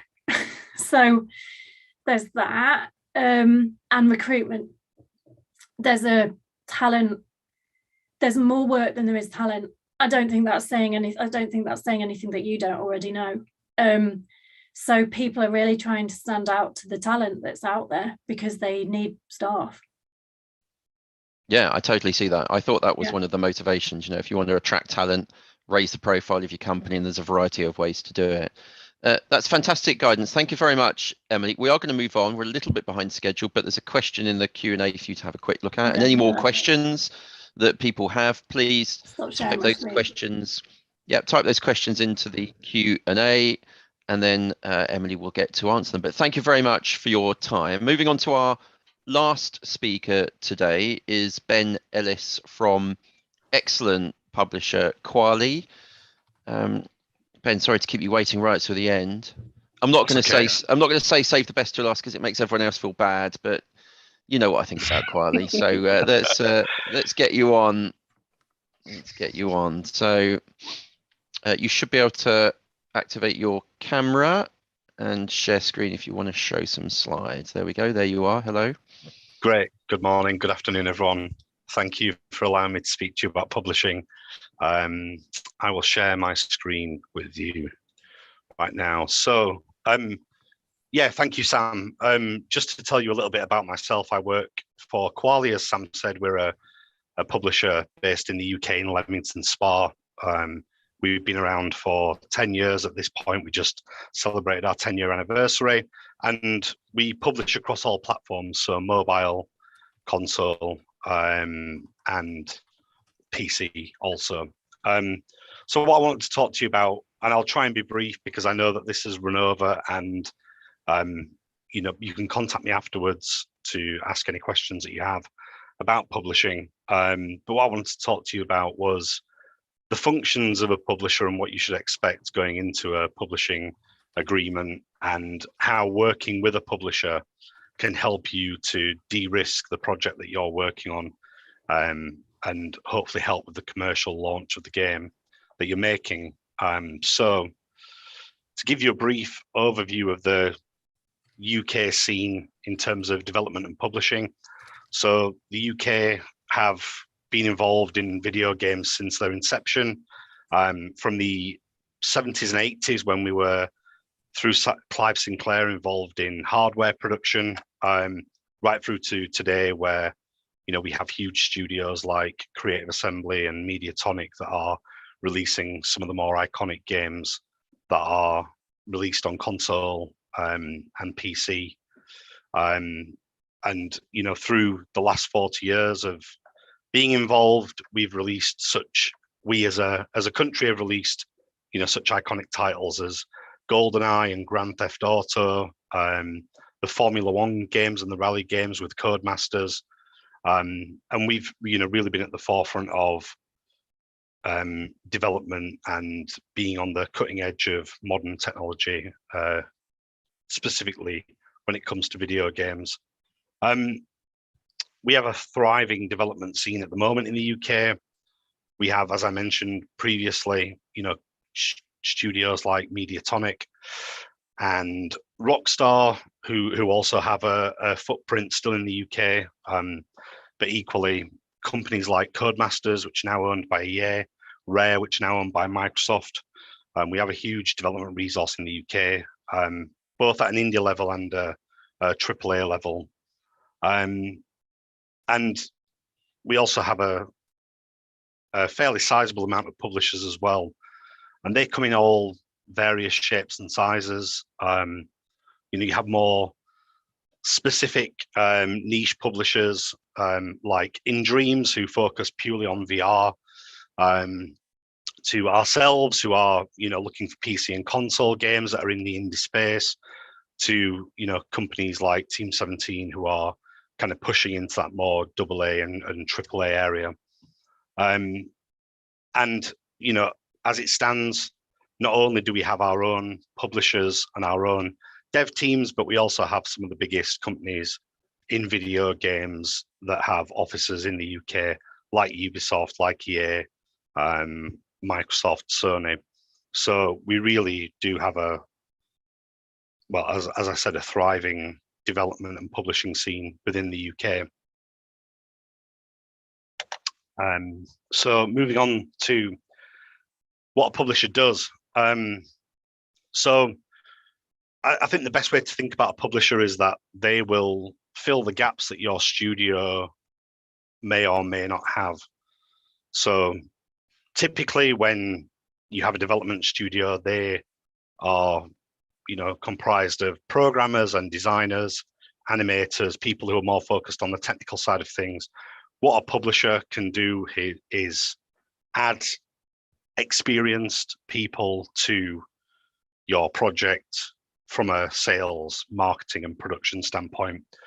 So the typical function that everyone thinks of when they think of a publisher is in sales and marketing. So the publisher is going to come in and help you with putting your game in the right places and, you know, selling your game to people, getting that message across, and, you know, making sure that the revenue that you can generate from the game is maximized as much as possible, you know, whilst also building, you know, the reputation of the IP in the studio at the same time. Another function which a developer can have is providing you funding for the game. So, you know, at this stage in 2022, there are a multitude of different ways in which you can get funding for your game, whether that's through, you know, local government schemes, you know, not in this country, but in other countries in Europe and North America. You know, you can get funds and grants and things like that from the government. You can also look for angel investment or, you know, bank loans. There's a multitude of different ways, and one of them is as well through a publisher. You know, many publishers will fund the project that you're working on, as well as provide the sales and marketing. A publisher allows you to focus on making your game, you know, for every hour that you spend or week that you spend looking at localization companies or looking for, you know, porting houses that can help you bring your game to console.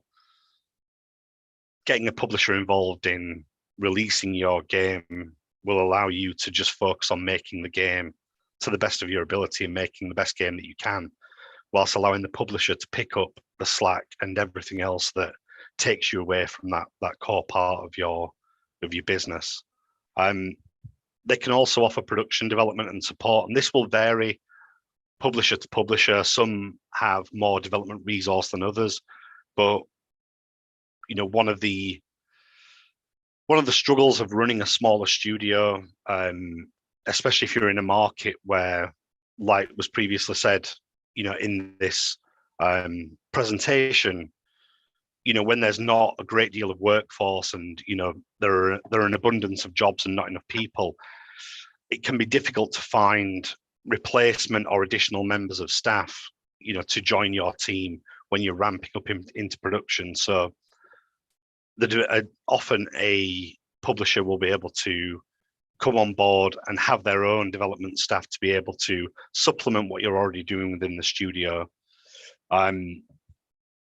The big thing is reducing risk when it comes to working with a publisher. You know, if you can get funding and you can get experienced sales and marketing professionals working on your game full time, that obviously gives you a better chance of being successful when it comes to launching and developing your game. There's no kind of, you know, magic wand where if you get a publisher involved, your success will be guaranteed. But what they can do is just supplement what you already have, bring experienced heads on board, and be able to provide feedback to you from a somewhat objective standpoint. You know, as I'm sure many of you are aware, it can be very difficult to judge objectively your game when, you know, it's a passion project and something that you've been working on for 2, 3, 4 years. A publisher can help to, not only through themselves but externally, provide feedback on the game that, you know, you wouldn't necessarily see yourselves. And the last point is, as little or as much as you need them to, working with the publisher is a partnership, and the ideal function of a publisher should be to do everything that you don't want to do in order to allow you to focus on the most important parts of the process, the stuff which you are skilled at. And, you know, I'm going to go on to talk about some of the specific functions of what a publisher can bring. But, you know, if, for example, you want to run your own community management and you want to be the developer, you want to be the person from the development team who is in the Steam forums, in the Discord channel, that's fine. You know, we as a publisher want to work with you to find the best balance in order to get the most out of, you know, your game and the development of it.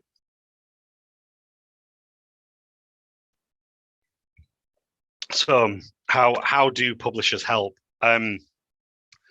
Sales. This is the only slide with pictures on, so enjoy it while you can. The rest is a little bit boring, I'm afraid, and very wordy. So the important part of a sales function with a publisher is the leverage that they have and the existing relationships that they have with platform holders and, you know, companies in different regions.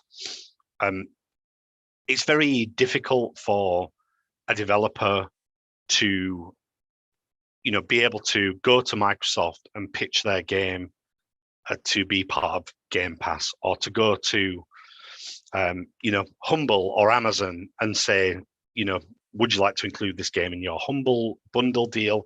Would you like to include it with Prime Gaming? One of the benefits of being a publisher is that because we have so many releases, when we approach companies, you know, we're talking to them about, you know, a much larger opportunity for them than just one individual game. So the primary function of sales is to leverage those partnerships in order to really maximize the revenue that you can get from the game.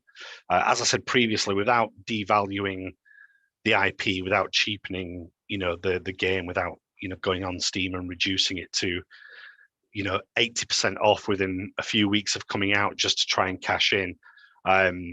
Because what's the secondary function and what's also particularly important and not often thought about is life cycle management of games. So once a game has released, there's still a huge amount of work to be done in planning out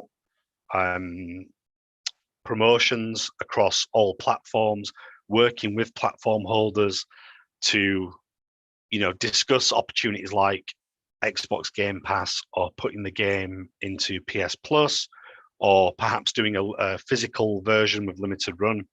And there are games out there, as you will see on Steam, that have come out 10, 15 years ago, and still when they're on sale generate revenue because the IP has been built up over that time and the value's been retained in it. Next up is community management, and I'm straying a little bit outside of my comfort level here with some of these areas, as I work predominantly in scouting and looking for games and facilitating the evaluation process from us finding a developer we want to work with through to agreeing a publishing deal. But community management is, for us, as important as anything, any other of the respective disciplines within publishing. There's no better referral than from a friend, from word of mouth. You're more likely to trust a family member, or one of the guys who you work with, who recommends a game, than someone who you have no affiliation with. And so that's why community management is so important, because from the very early stages of when we announce a game through to beyond the launch, we want to make sure that the community is nurtured and grown, and that there's a face to the publisher and the developer, and that people know that if they're heavily invested in the game, there's an opportunity to be able to speak and give feedback and provide and be involved in the growth of that game and that IP over time. That also comes down to the more outward facing things like streaming on Steam and Twitch and YouTube, making sure that your game is being played, making sure that there's an opportunity for people to engage with you whilst you play the game. It can also be some of the more tedious areas, like being in community forums, dealing with problems, assuring people of certain roadmaps of development, and just trying to keep everyone informed and making sure that positivity is kept around the game. And also just the more kind of I guess day-to-day tasks of copywriting and analyzing community, and reporting on, as I said, the sentiment and the the overall health of the community that you're trying to foster. I don't need to touch too much on this because Emily did such a great job of going into PR. And some publishers will have an internal PR manager. Some publishers will work with external partners, like Renaissance. I think that it's quite specialist, as you could see from Emily's presentation. But it's a hugely important part of marketing and ultimately selling a video game.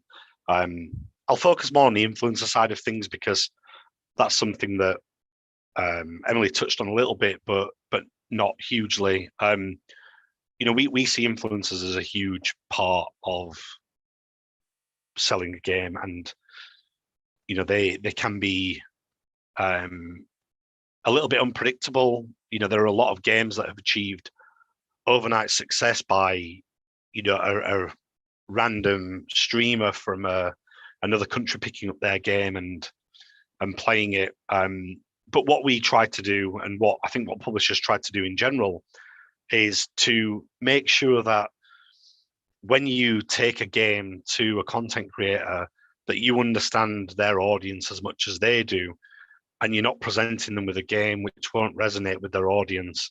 I think it's clear for everyone to see when content creators and influencers have been paid to cover a product, and that does work sometimes, but our approach is always to try and understand the audience of the influencer, try to understand what types of games they like to play, and then make recommendations based upon that, so that we know that when they play the game, their audience is going to like the game, they're going to like the game, and you get more buy-in from people in general. And yeah, the PR stuff, I'm sure Emily would be happy to help you with that.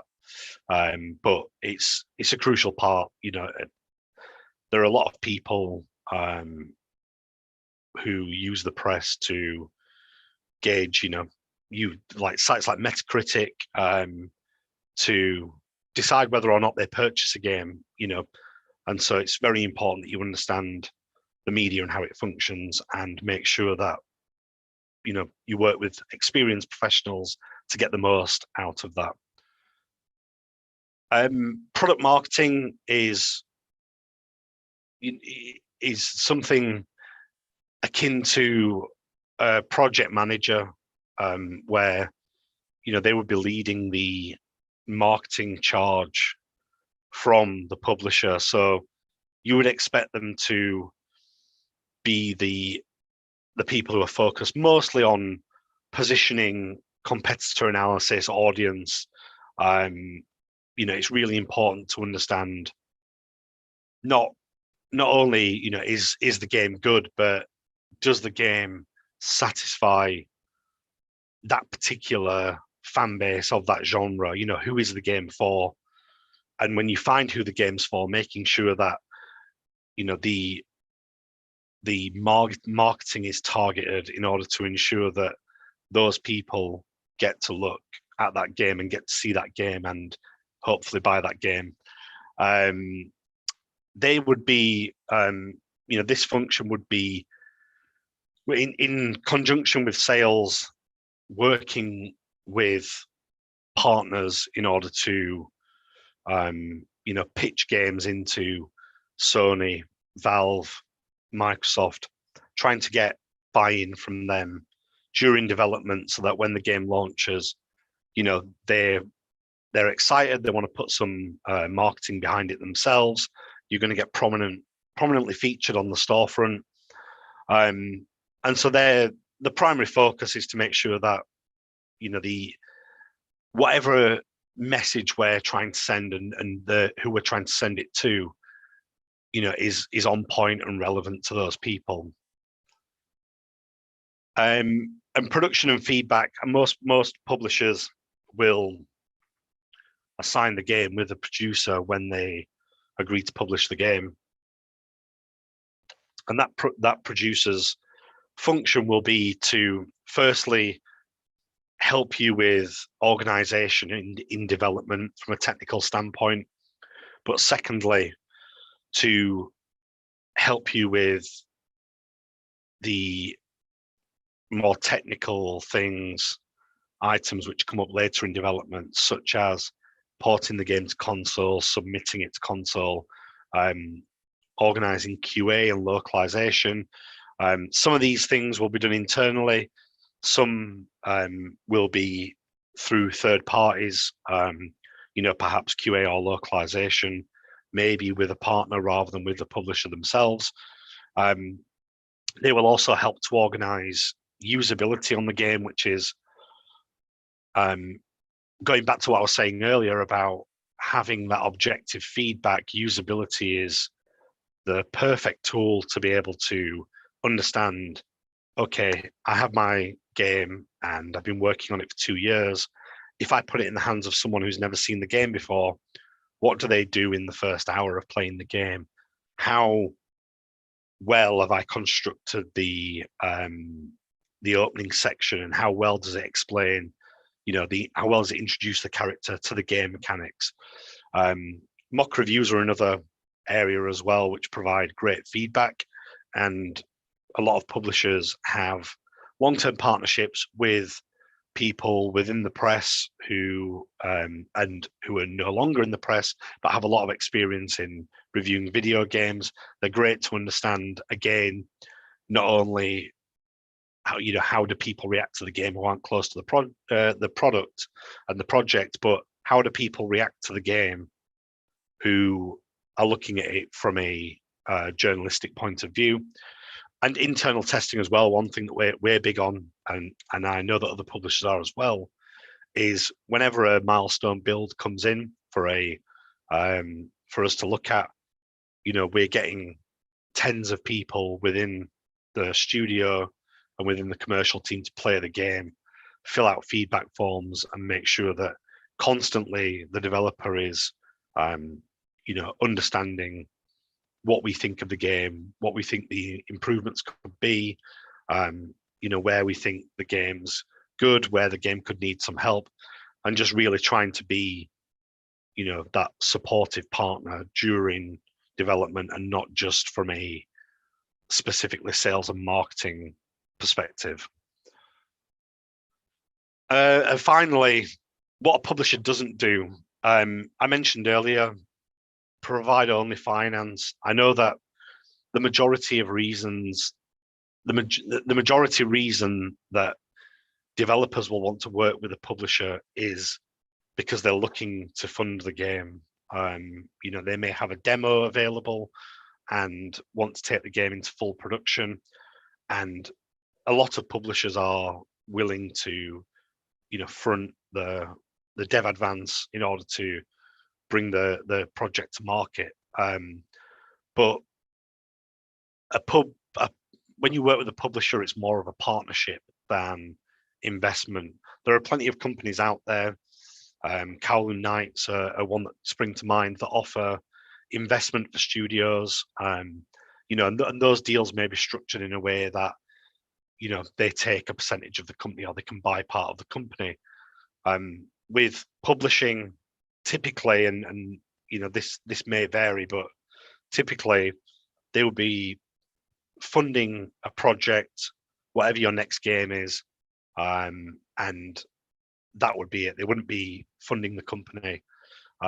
They'd be funding the game and providing all the services that I mentioned and taking a split of the revenue.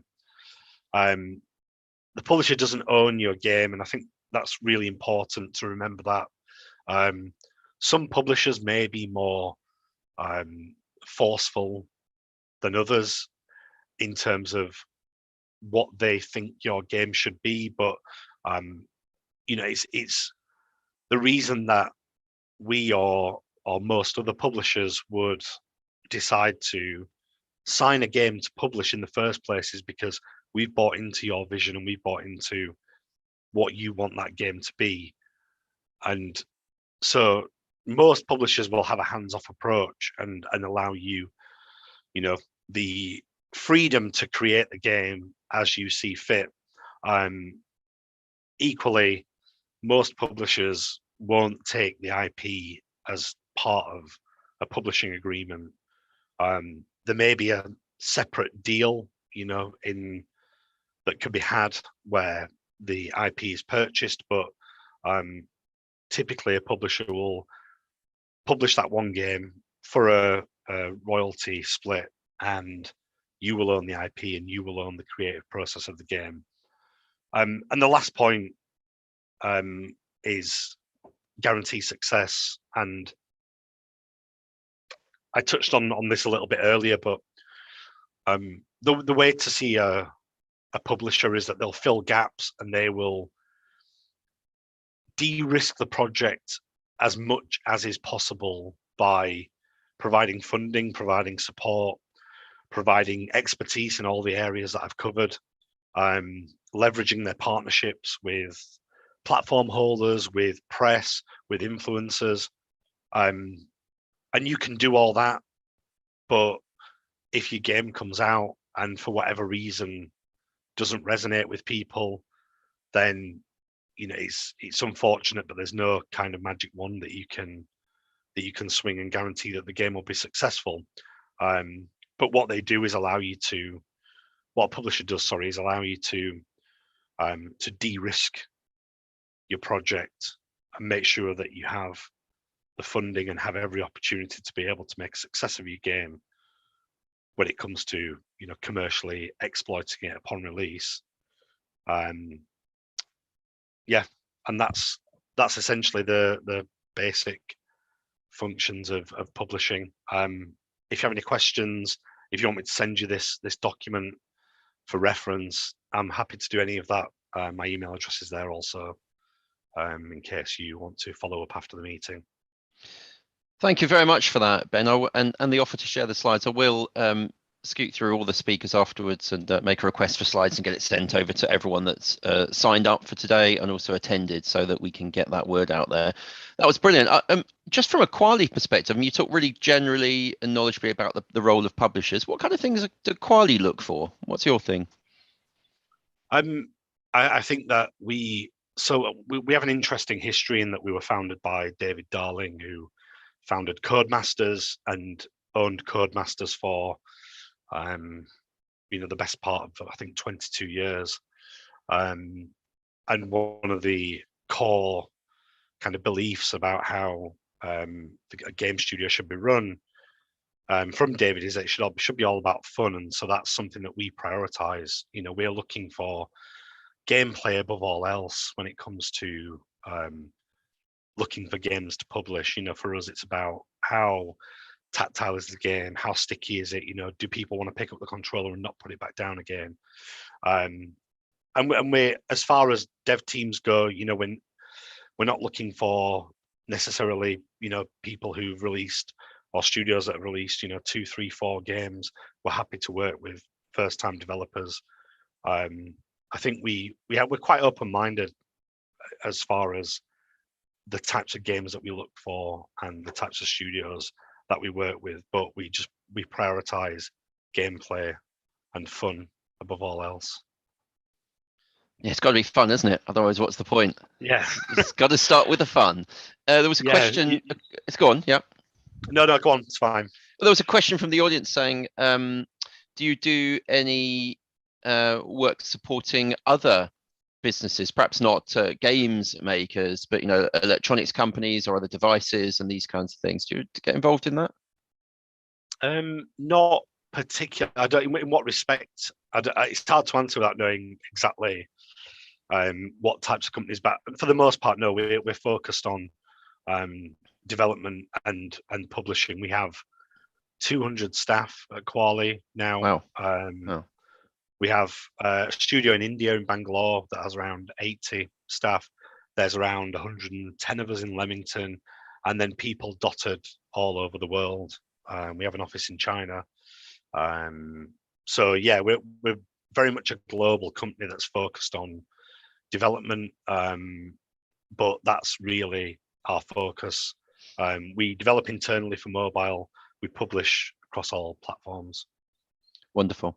Thank you for that. And Leamington's a fascinating place. It's the place in the UK where if you stopped someone in the street and asked what they did for a living, you're more likely to find someone working in the games industry there than any other industry. It's an amazing place. There's a lot here. Games. There's a lot here. Yeah, indeed. Ben, thank you very much for your time today. Really appreciate it. And no problem. And for agreeing to share details. So what I will do at the end of the event is contact all of our speakers, get some details from them and share them. Let me just go to speaker mode and share them with everyone that attended today. Just wanted a very quick conclusion. A big thank you to all of our speakers today, to Anastasia, to Liam, to Konstantin, to Emily, to Ben, to Sophia for helping, but mainly to our attendees. Thank you for coming along today, listening so intently and asking some intelligent questions. We really appreciate your time. There will be a follow-up with details on how you can access some of the networking opportunities we've got later this week. You've heard about the UK. Let's try and get you to meet some of the businesses there in the UK and try and do some work and some collaborations. So thank you very much for your time. I wish you all a very good afternoon.